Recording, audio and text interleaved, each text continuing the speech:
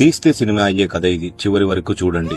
Job కోసం కమ్యూనిటీకి వచ్చిన రెండు ఫ్యామిలీస్ చాలా క్లోజ్ అయ్యాయి. తరచూ కలుస్తూ కొన్ని రోజుల తర్వాత ఒకరోజు ఆ ఇద్దరు స్త్రీలు కలిసి వీకెండ్ ఎలా గడిచిందో అని చర్చించుకుంటున్నారు. మొదటి ఆవిడ, ఏముంది, మా ఆయన వచ్చారు, స్నానం చేసి భోజనం చేసి నేను మాట్లాడుతున్నది కూడా వినిపించుకోకుండా నిద్రపోయారు అని చెప్పింది.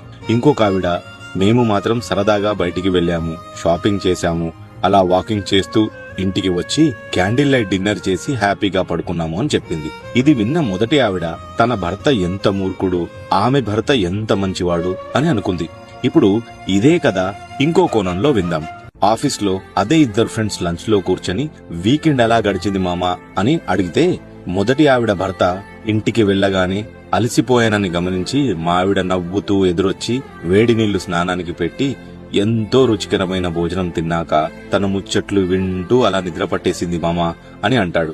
రెండో అతను, నాకు మాత్రం మా ఆవిడ బయటికి వెళ్లాల్సిందే అని పట్టుపట్టి తీసుకువెళ్లి అనవసరమైన వస్తువులు కొని క్యాబ్ బుక్ చేసుకోవడానికి కూడా డబ్బులు లేకుండా నడిచి ఇంటికి వచ్చి అయ్యో కరెంటు బిల్లు కట్టలేదని తెలిసి క్యాండిల్స్ పెట్టుకుని చీకట్లో భోజనం చేసి పడుకున్నాంరా అని చెబుతూ తన మిత్రుడి భార్య ఎంత మంచిది, అర్థం చేసుకుంటుంది, నా భార్య ఉత్త మూర్ఖురాలు అని అనుకున్నాడు.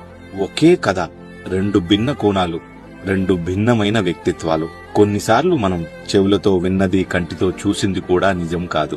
ఇలాంటి పరిస్థితిలో మీరు ఎటువైపు ఆలోచిస్తారో కమెంట్స్ లో తెలపండి.